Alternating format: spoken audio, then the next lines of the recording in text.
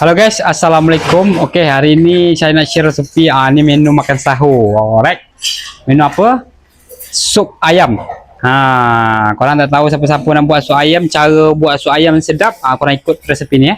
Oke, first kita ada ayam. Ayam ni kita potong. Kemudian kat sini ada bawang putih, bawang merah, batang seledri, lemon nipis, tomato, cili padi. Alright. First bawang putih. Bawang putih 3 ulas bawang putih. Kemudian kita tumis. First bawang merah, bawang putih. Kita tumis dulu.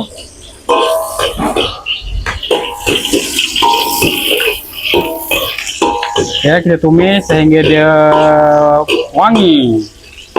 Lalu kita masukkan air. Air ni air biasa je guys. Okey, kita buat sup ayam kan. Kita guna air biasa je.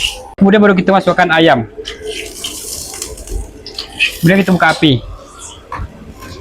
Okey, tunggu dia mendidih sekejap.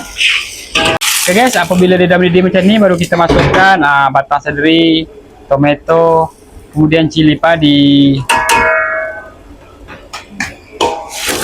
Kemudian kita godak-godak sekejap lagi.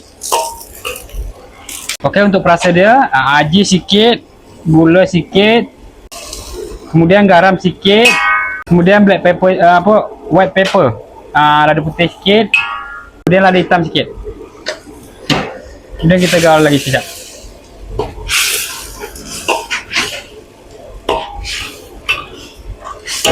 Kita taruh sedikit bawang Holland.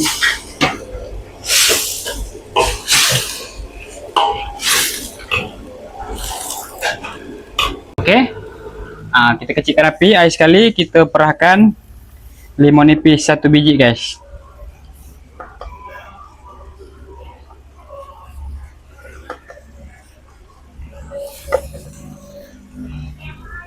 Okey.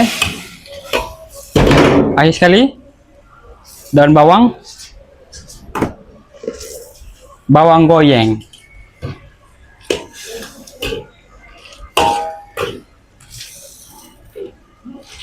Okey.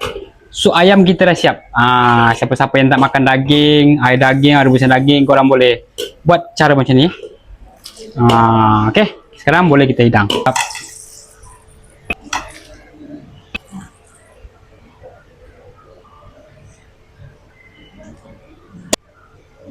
Tabur lagi daun bawang sekali lagi.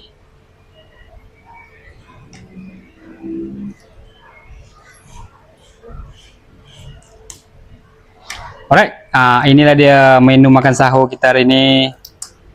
Okay, selamat mencuba. Macam biasa, korang follow, like, share, komen. Selamat bersahur. Bye bye. Assalamualaikum.